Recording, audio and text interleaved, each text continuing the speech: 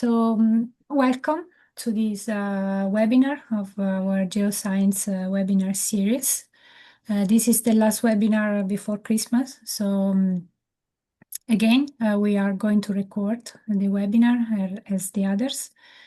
And I just introduce very briefly what SCAR is for those who don't know it. And then I'll leave the floor to Frank and Alberto for speaking about this Antarctic Seismic Data Library System. So SCAR is the Scientific Committee on Antarctic Research, which is a thematic organization of the International Science Council. And what SCAR does, basically develop and coordinate high quality international scientific research in the Antarctic region and in the Southern Ocean. And in addition to that, SCAR also provides advice on several issues to the Antarctic Treaty and other organizations like the IPCC. SCAR organizes conferences and workshops, thematic workshops, big event, also for policymaker, but mainly for science, and provide fellowship and awards to senior and junior scientists to travel, to work together, to visit different laboratories, and also is trying to provide guidelines for library and data banks. As SCAR has a long history, the first meeting was in 1958, and since then has grown an international network of thousands of scientists who share basically a common mission to carry out Antarctic science for the benefit of society. The leading group of SCAR is made by the SCAR Executive Committee, which is responsible for working with the Secretariat and members to execute decisions that are taken by the delegates. The picture here shows the president, which is Gary Wilson, the one in the middle. And then the vice presidents and the SCAR secretariat and the executive director, Chandrika Nath. And basically, they are in charge of running the SCAR, and they are appointed for a term of 4 years. They are elected by the delegates.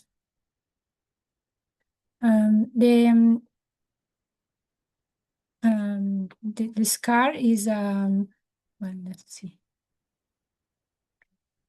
SCAR is divided in science group, and the geoscience group is led by two chief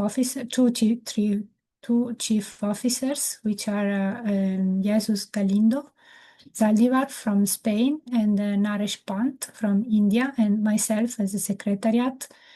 And we also have a fellowship, Giulia Matilde Ferrante, which will help us in any administration and scientific issue. You can subscribe our mailing list to have all information regarding the geoscience activities.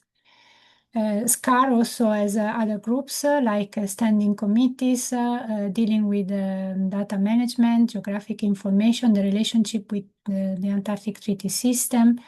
There are other groups, scientific programs like Agatha, Instant, Anticon, and ClimNow. AGE is a new science program that is still a proposal, still in the status of proposal, but it will probably be approved next year during the SCAR Open Science Conference, after the Open Science Conference, during the SCAR delegate meeting.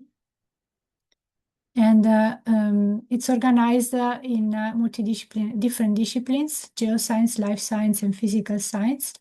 The geoscience in particular is organized in action and expert groups. And we had webinars for each of those. So you are welcome to go through the SCAR portal, YouTube portal to know about all of them. But basically what they do, for example, ADMAP, the Antarctic Digital Magnetic Anomaly group, is collecting magnetic data from all over Antarctica, and they are compiling maps, and the data are collected by the different nations. So what the action group does is try to coordinate the collection of all this data and use the same format and produce these maps. In a similar way, the International Bathymetric Chart of the Southern Ocean, they also do the similar job, but for bathymetric data. And then the Antvolk is an Antarctic volcanism, and what they do, they characterize, they map, they identify, characterize, and map the Antarctic volcanic bodies. They produce a very nice outreach product.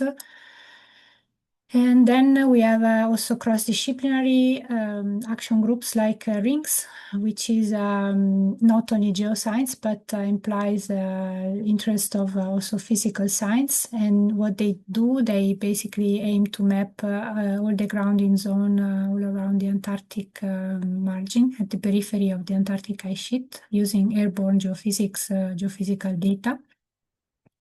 And then we have other groups like GIANT, the Geodetic Infrastructure of Antarctica, that use a global navigation satellite system, for example, that provide basis for further analysis like glacial isostatic adjustment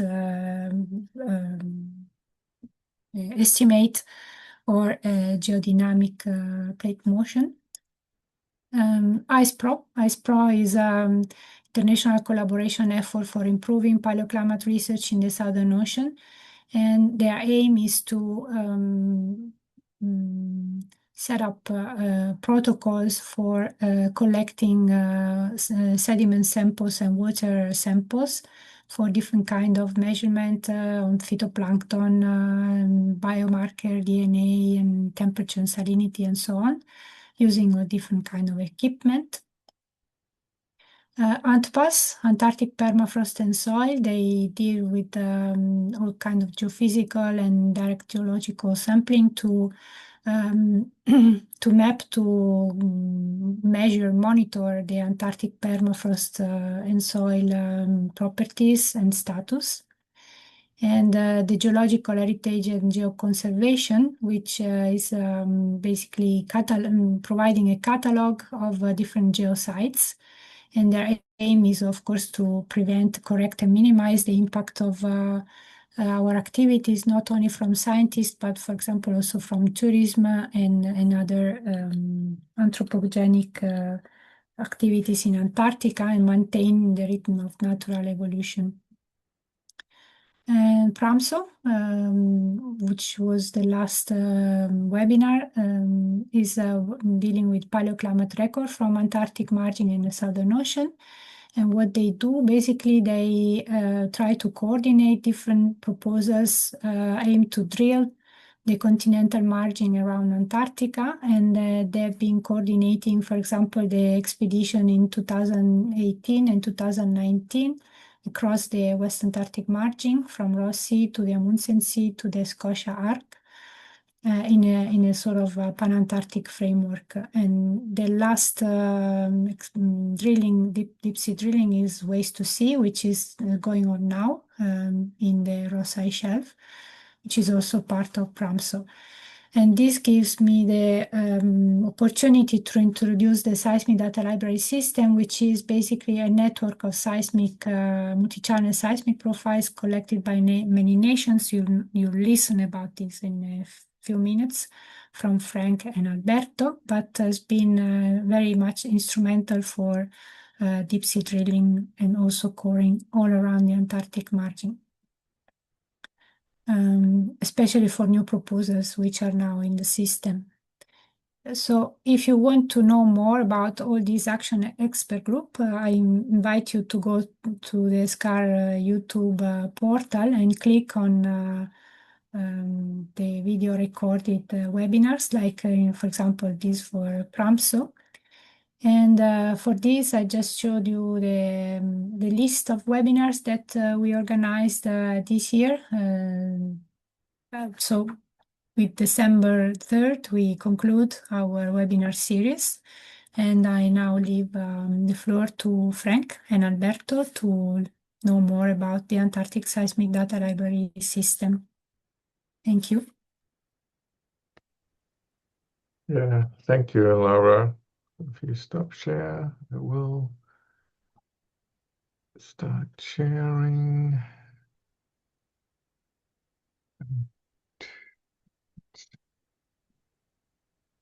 All right, I think you should see my full screen now. Yes, we do. Good. Yeah, thanks again for having us on. So I'm Frank Nietzsche. I'm a research scientist at Lamont Doherty Earth Observatory of Columbia University, and I'm presenting here together with Alberto Viola on behalf of the entire Seismic Data Library System team. Just give you an overview who is involved in the Seismic Data Library System. It's me. I'm kind of a co-sharing with Laura DeSantis and also Paulo Diracchio, who is the head of the OGS database, or the kind of technical director of SDLS, if you like. And then Alberto, Michael, and Sandro, they are the data manager and IT personnel who run the actual data library, and then involved there's a lot of other people through the what we call library branches. To give you a little outline, so I'm going to start off giving some background about what the Seismic Data Library System is, a bit of a history and some applications. And then in the second part, Alberto will go into the more technical detail, how data are organized, how people can submit data, and how people can get data from the Seismic Data Library System.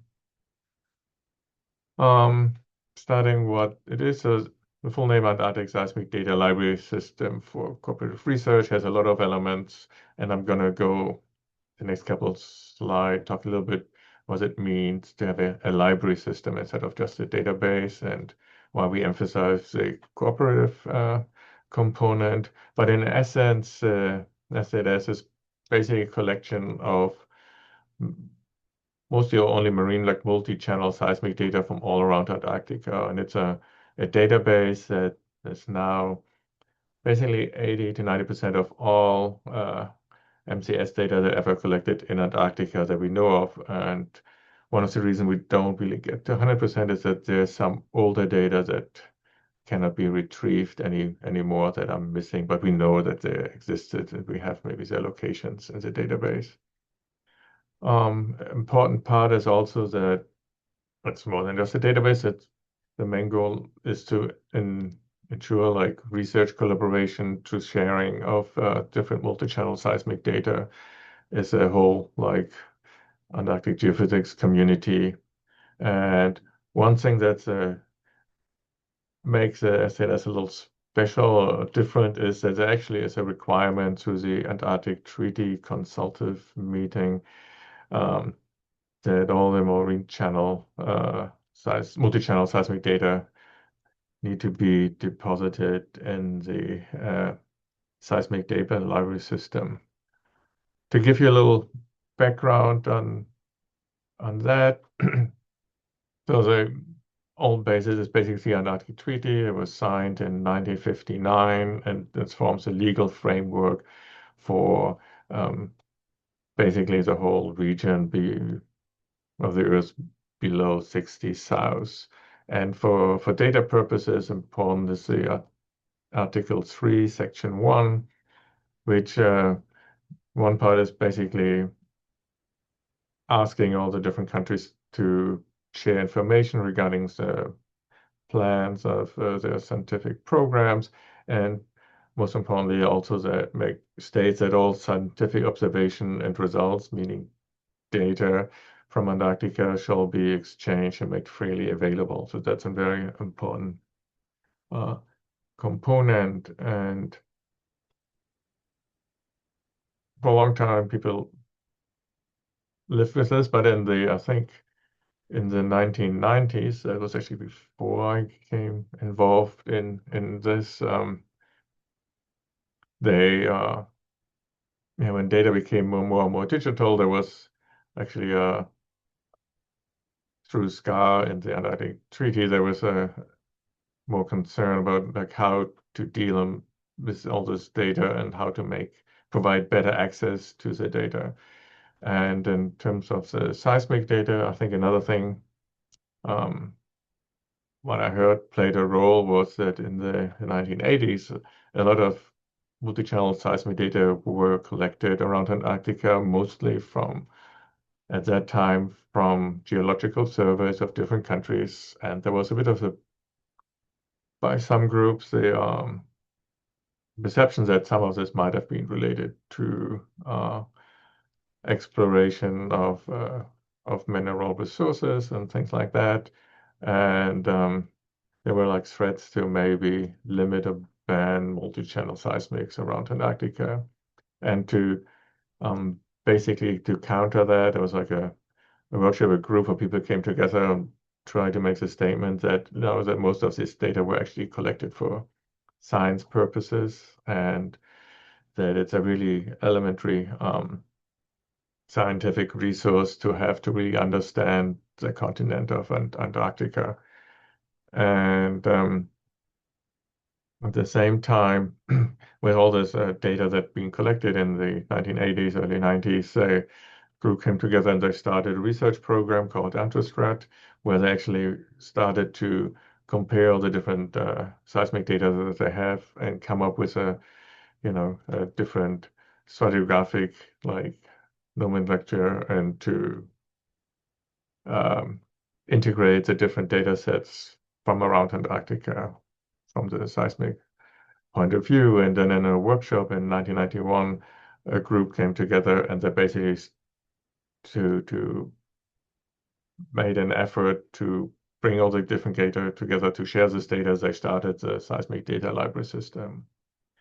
And then actually this was picked up in the same year by the Antarctic Treaty Consultative Meeting that published a recommendation that actually all basically seismic data cannot, stating again there should not be collected for mineral exploration purposes, but also stating that marine channel seismic data are really important for the scientific research on Antarctica, and to make the case that all this data collected are for research, they basically require that the data are like a copy of the data giving to the Seismic Data Library System. So basically, the SDLS is an institution that's kind of mandated through the Antarctic Treaty Consultative Meeting. And then I wrote it for a long time, and then there were updates to the initial guidelines done in 2001 and in 2022, and you can find those information in SCAR reports.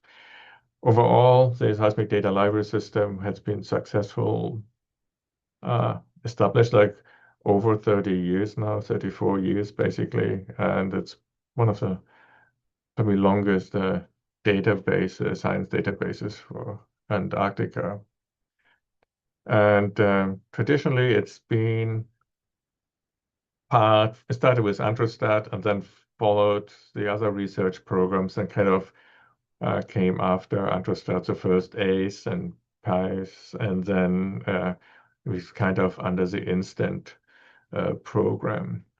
To just visualize that, you can have this structural start. So SDLS mainly sits, under SCAR, under the geoscience group, and then we are kind of sitting under the INSTANT research program. At the same time, SDLS is also linked directly to the Antarctic Treaty, so the recommendation and requirement from the ATCM. And from the technical side, basically the SDLS is hosted by OGS and Trieste in Italy at the data center over there. To give you some other very technical history from this, because it started in the 1990s, where sharing especially large seismic data was not really feasible to do through the internet.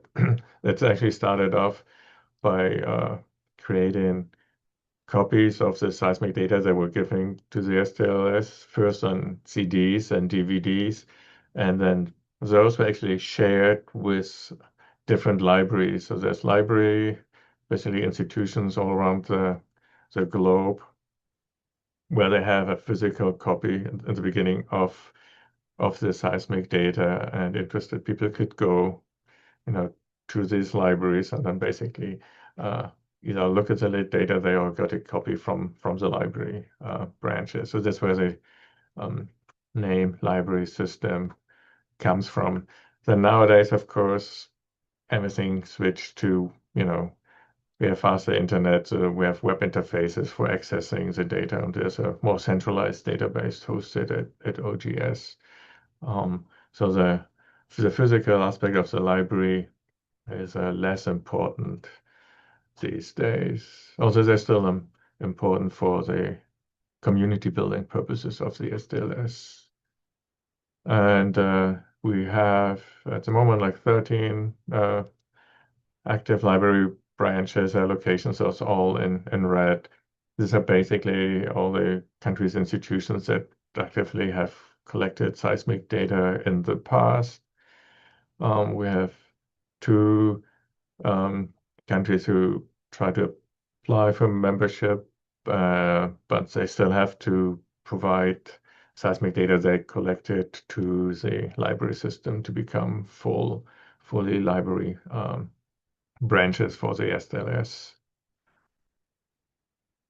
And overall, so with this system, the goals are that we want to, promote and facilitate Earth science research. One of the things is to demonstrate, like, the importance of multi-channel seismic data for Antarctic research.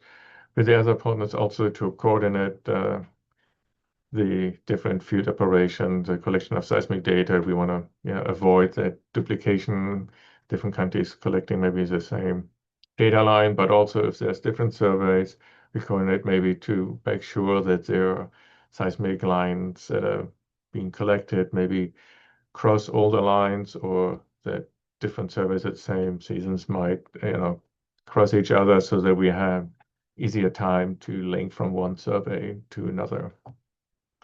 It has been, as already mentioned in the introduction, Laura, SDLS has been supporting Antarctic research drilling operations for many decades, was being essential for that. And I think having this, focus on science and Antarctic, use for Antarctic science is very key in, eliminating the perception that the multi-channel seismic data were used for commercial exploration purposes, but they're really essential for science, for understanding Antarctica. And another role for the SDLS is building, creating and updating guidelines for managing and distributing multi-channel seismic data through the community to make sure everybody can work with those data. And this goes along, and Alberto is going to talk more about this also. There's a principle, the so-called FAIR principles, that's been a guidance for data centers and data management over the last 10 years. And then also with making all this data accessible, we also want to encourage and increase broad participation from other communities in countries that might not have been able to collect seismic data themselves in Antarctica. I know that Alberto is going to go into some of the technical details of this, but the policies are how it works. We have the mandate from the Antarctic Treaty to get this data, so we ask the data collectors to, as soon as possible after the survey, to give us a navigation and some metadata. So with, the database, they can show where, data have been collected in Antarctica. We are aware that it takes time to process seismic data. So we're asking for stacked data to deliver to the data library system. And then there's a kind of a special tier of the SDLSs. So we have the data in the system, but they're not automatically public right away. But people we can see the data exists, and if they're interested, we can provide them, to make the contact to the data collector, and then, people who want to use the data, they can, come up with cooperative research project, joint research project with the data collectors. And this has been very successful over the years. There's many good projects come out between people who collected data and other people who had good ideas to work with the data. And a lot of good research projects came out of those. And then finally, after 8 years, we make the data fully openly available and downloadable. Some examples of what has been achieved through the Seismic data library system. So one of the early ones is actually started with the original Antarctic program, is a Seismic stratigraphic atlas of the Ross Sea, where basically all the different institutions that collected seismic data in the Ross Sea came together, merged their data, and they came up with a unified kind of stratigraphic nomenclatura and names, and defining the unconformities and general seismic stratigraphy of the Ross Sea. And then this was updated a few times later on to get as some more data became available. But that was like the first big success, I think, for the seismic data library system. Laura already mentioned over the last couple of decades, basically, with several ODP, IDP drill sites that's been collected, and the new proposals out there. And each of those seismic drill sites, they require good seismic data to be accepted to define where the drilling is happening, what units will be drilled, and also later for the interpretation. And so bringing data from different surveys, different institutions together through the seismic data library really helped to make all these different drilling projects possible. And another case study shows us the usefulness, as you can bring in all the different data that's been collected and then try to reconstruct the history of the continental margins around Antarctica, for example, in this paper by Catherine Hochschul, where she basically created for certain time levels like a paleobathymetry around Antarctica, which is, understanding the climate history is very important. And there have been many other examples where project combined, like on a smaller regional scale, looking at all the available seismic data from those and integrating those and coming to compilations to better understand the margins of Antarctica. So these are just a few examples, and with this, I'm going to hand over to Alberto, who's going to go more on the technical side and status of the seismic data library. So, well, the idea of SDLS is to provide, of course, open access to all this multi-channel seismic reflection data. Here in this slide, you can see some numbers, the so-called state-of-the-art of the portal. As you can see, there are several kilometers of navigations and of multi-channel seismic data. The numbers are different because, as mentioned before by Frank, we have a gap between the receiving of the navigations and the and of the actual data. Nowadays, we have 165 surveys from 13 different countries. And Frank, if you can go to the next slide.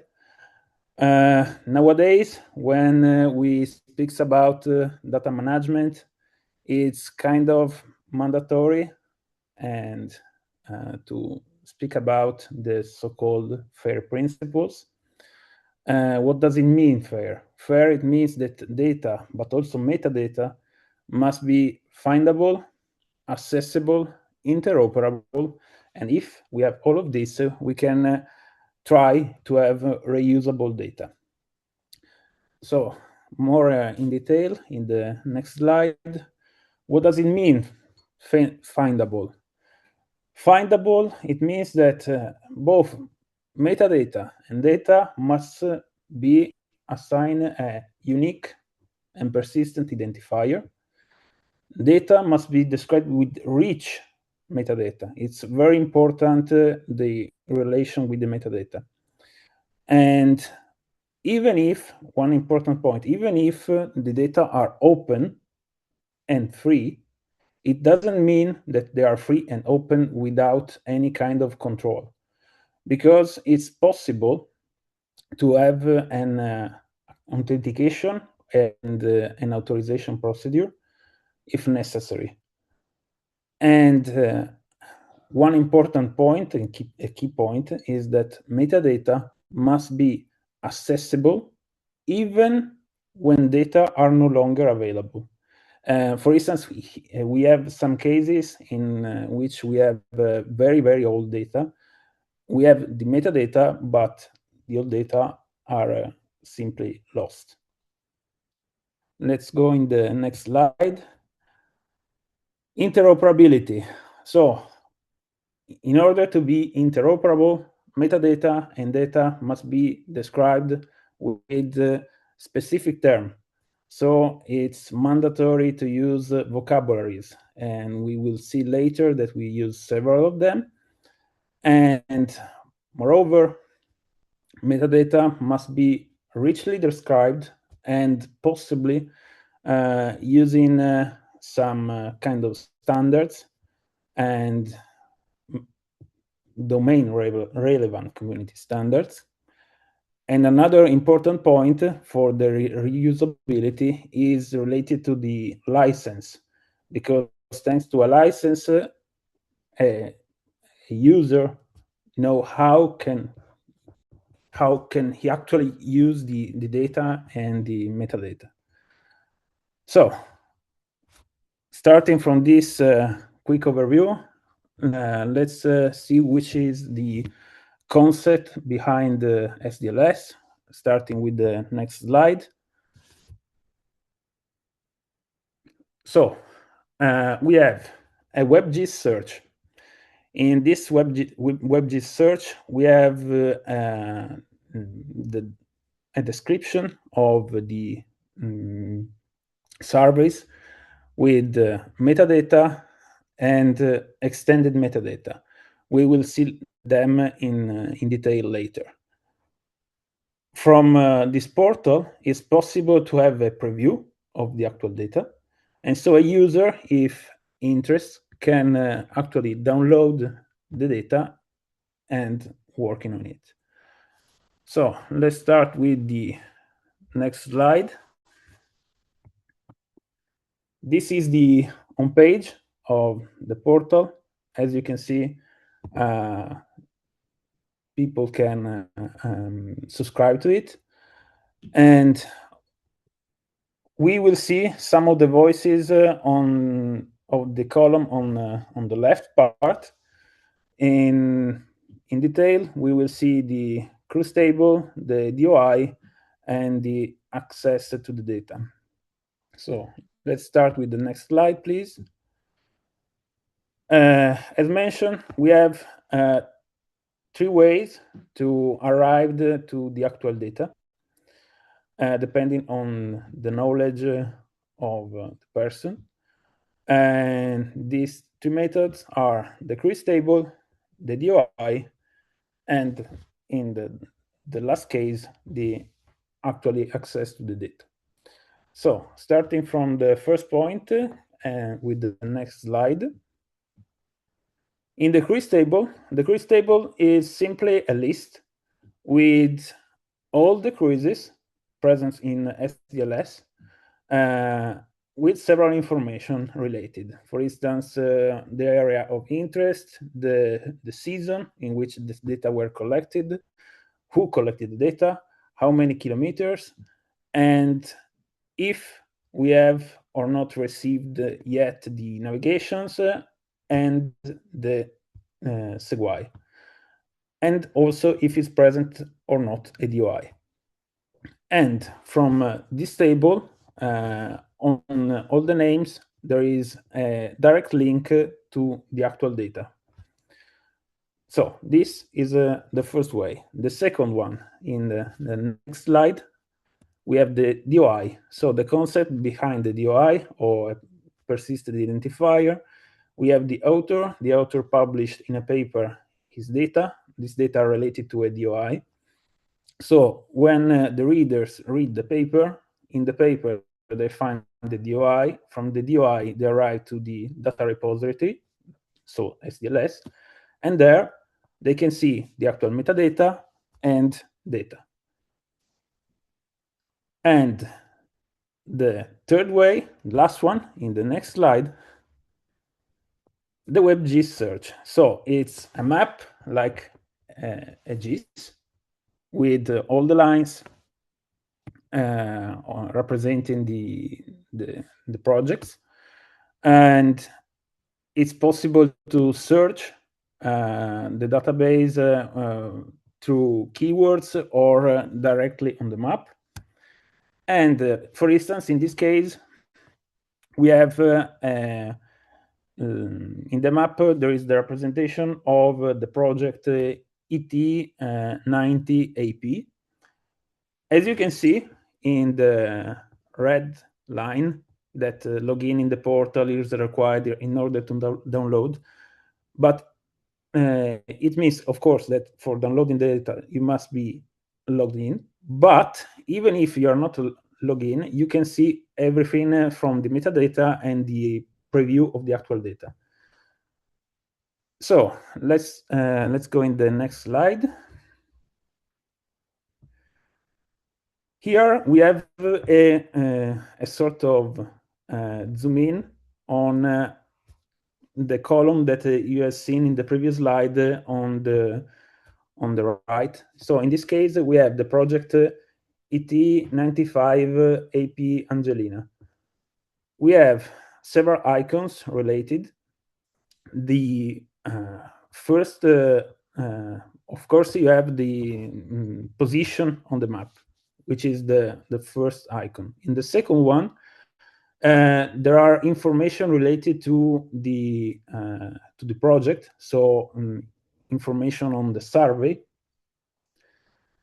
Then, under the project, you have all the data sets line by line, and at each line is associated with, again, three icons, one for the actual position in the map, one with the so famous and mentioned before metadata. We have two kinds of metadata, the OM and sensor ML, and we will see them in detail in a few minutes. And then the possibility to actually download the data. As mentioned before, we can have a preview. In the preview, there is another window. In this window, you can see the preview of the data. And one important point is the relation, because the mouse and the cursor on the map are synced with the image. So where you move on the line, you will see the movement of the point on the map on the GIS interface. So let's go with the next slide.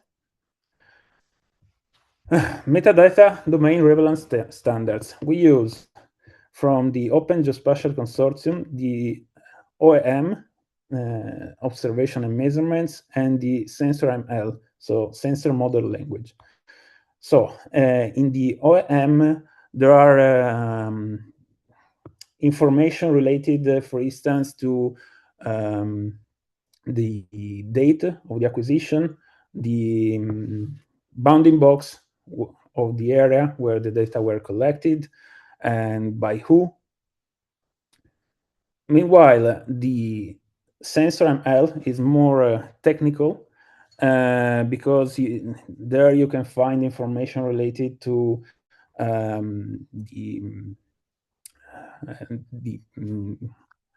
the sensor that were used, what kind of receiver, how many shots, and so on.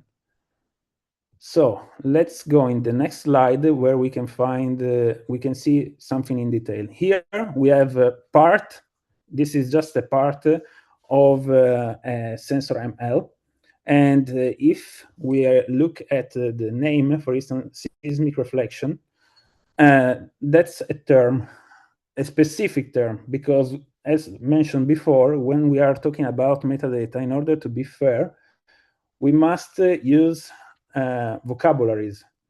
And if you look at the line just above seismic reflection, you can see vocab NDG, NERC, AC, UK, term, GS 80, and blah, blah. And as we will see in the next slide, if we can go there, please. GS8, what does it mean? In the vocabulary, it's the geosys seismic method. Under this vocabulary, the ID SRFL is related to the seismic reflection. And what does it mean, seismic reflection? The seismic reflection is related to a definition. So you have to apply this concept of specific term to everything that is described inside the metadata. In this way, we can create something that is standardized. So please, let's go with the next slide. So another key aspect was the license. So how can we use the data? In the first 2 years, from the data collection, the data collector have exclusive rights on the use of their data. Go in the next slide, please. Then, from the 2nd to the 8th year, something changed. Data can only be used for research. Data can be used only in cooperative research studies with the data collector, and moreover, to the data collector must be offered the authorship on a research paper based on his or her data. In any case, the source of the data must be properly cited in all the reports. Meanwhile, from 8 years going on, so in the next slide, the data become publicly available at the portal. Of course, it's mandatory to make a login in order to download the data. But from that point on, for using the data, simply the data must be properly cited, possibly using the mentioned before DOI. You can go in the last one slide. This is what we are actually working on. We are in beta testing, so it's a shift from the GIS part. We are shifting to a globe in order to solve all the problems that all we know are related to working with projections, specifically in that part of the globe. And that's all. Thank you. Thank you very much. Very comprehensive. There